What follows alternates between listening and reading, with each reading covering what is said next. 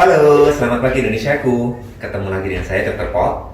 Kali ini saya ingin menjawab banyak banget kolom komentar ya yang belum paham tentang kapan saya dinyatakan sembuh, kapan saya dinyatakan tidak menular dan aman berkumpul dengan keluarga ya, dengan keluarga kembali aman bekerja ya.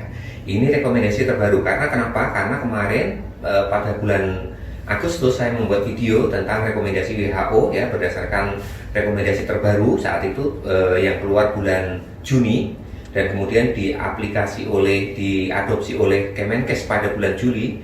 Ternyata orang-orang bilang, lah itu kan bulan Agustus, sekarang kan sudah bulan Januari. Nah, ini saya beritahu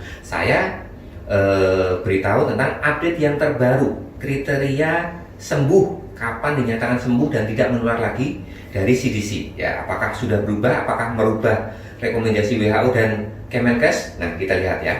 Yang pertama tentang orang yang tidak bergejala atau OTG dulu sebutannya ya.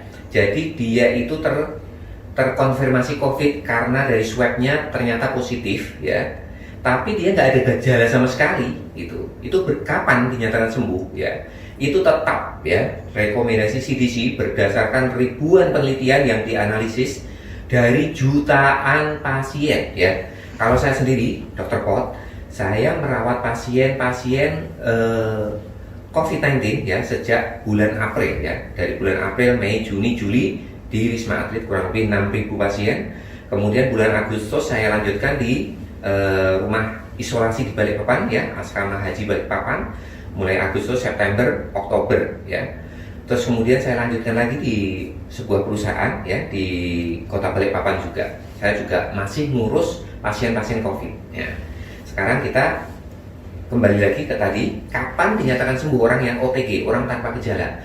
Orang tanpa gejala, ya ingat ini ya, pegang baik-baik, harus dipercayai ya, harus yakin ya. Kenapa? Ini berdasarkan penelitian, ribuan penelitian, dan yang mengeluarkan adalah para ahli ya, ahli yang benar-benar tidak asal ngomong, tidak asal bicara, tapi berdasarkan penelitian yang mendalam ya, bahwa orang tanpa gejala itu hanya 10 hari saja ya setelah swab, karena nggak ada gejala ya. Jadi di swab kapan? Tanggal 1 misalkan, 10 hari kemudian tanggal 11 ya, 1 tambah 10 tanggal 11. Setelah itu kembali ke keluarga, nggak usah swab lagi, nggak usah swab antigen, rapid antibody, swab PCR, nggak usah sama sekali, langsung kumpul sama keluarga, aman ya, tidak menular lagi. Itu berdasarkan ribuan penelitian dari jutaan pasien COVID-19 ya. Dan itu belum merubah rekomendasi WHO terbaru ya, yang dikeluarkan bulan Juni, juga Kemenkes di bulan Juli ya. Terus kemudian yang kedua, bagaimana dengan pasien yang bergejala dok? Yang bergejala, misalnya nih batuk, pilek, panas dan lain sebagainya ya. Gejala yang paling diperhitungkan saat ini ya, itu kita bagi dua ya. Gejala utama yang dianggap sebagai gejala utama dari COVID-19 adalah demam. Di luar itu adalah gejala tambahan, misalkan ada batuk, pilek, nyeri sendi, nyeri otot, sakit kepala dan lain-lain, diare itu gejala tambahan, anosmia itu gejala tambahan. Gejala utamanya adalah demam.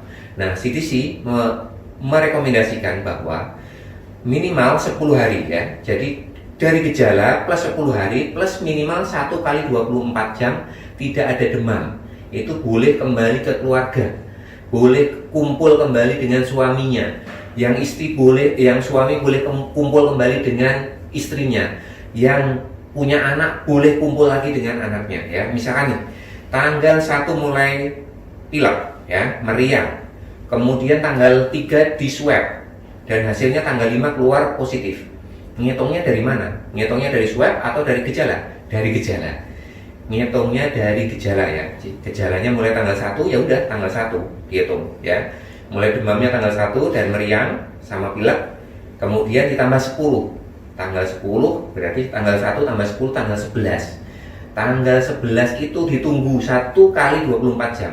Kalau sudah tidak ada demam ya, tanpa obat loh ya, tanpa obat syaratnya. Jadi ada orang yang masih demam tapi minum obat terus nggak demam, itu bukan seperti itu ya. Tidak ada demam sama sekali walaupun nggak minum obat demam ya. Tapi saya masih ada anosmia dok, masih ada batuk sedikit-sedikit, masih ada pilek, nggak apa-apa ya. Jadi dari rekomendasi CDC, walaupun ada gejala yang lain selain demam, 1 kali 24 jam tidak demam ya, itu sudah boleh kembali ke keluarga, sudah tidak menular, sudah tidak berbahaya lagi ya. Yang istri boleh ketemu suaminya, yang suami boleh ketemu istrinya, boleh ngumpul sama anaknya, silakan, sudah aman ya. Itu yang gejala ringan dan sedang. Kemudian yang gejala berat gimana dok?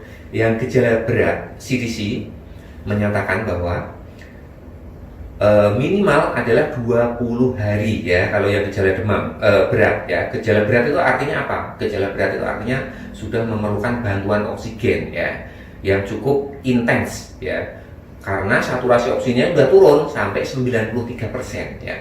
Orang normal saturasi oksigennya adalah 95 sampai 98 sampai 99. Tapi ini udah turun sampai 93. Akhirnya masuk ICU. Nah, itu namanya berat ya. Sudah berat. Nah, itu 20 hari setelah gejala pertama muncul. Setelah misalkan panas atau meriang atau mulai sesak nafas atau batuk atau anosmia ya, itu.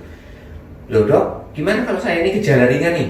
Kembali lagi yang gejala ringan dan sedang tadi ya. Kalau orangnya masih anosmia, masih batuk-batuk dikit, nggak masalah ya. Walaupun masih batuk-batuk dikit, masih anosmia, kalau sudah 10 hari dari gejala, bukan dari swab ya, jangan bingung lagi, ya nggak usah tanya lagi nanti di kolom komentar ya. Dari pertama kali bergejala ya, mulai meriang misalkan, atau mulai flu, mulai sakit kepala, mulai pilek ya, mulai batuk ya. Dari itu sampai tambah 10 hari. Kalau ternyata tidak ada demam setelah 1 hari, 1 kali 24 jam, CDC itu mempersilahkan dan memastikan bahwa itu tidak menular lagi ya. Jadi hari ke-11 setelah gejala, silakan kembali berkumpul dengan keluarga masing-masing. Yang mau bekerja di perusahaan silakan bekerja. Loh terus, tapi perusahaan saya nggak percaya dok dengan itu, dia maunya swab.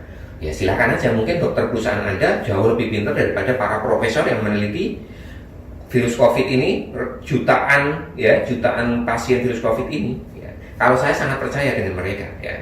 Saya sendiri juga merasakan merawat ribuan pasien, ratusan pasien di Balikpapan ya. Dan di perusahaan juga puluhan pasien juga saya rawat gitu. Jadi mungkin dokter perusahaan juga harus diberitahu bahwa kita harus yakin dengan hasil penelitian, bukan dengan asumsi kita sendiri ya.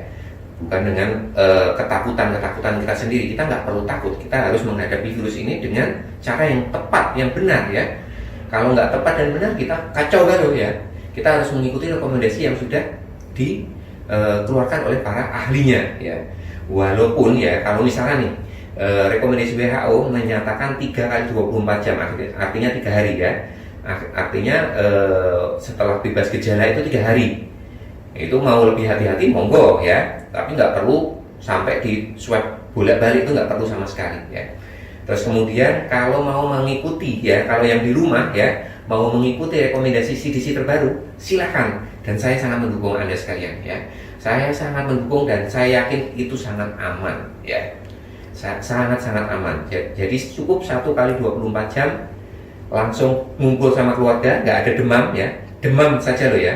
Gejala lain masih ada nggak apa-apa. Yang penting nggak ada demam 1 kali 24 jam plus 10 hari tadi ya. Jadi 11 hari.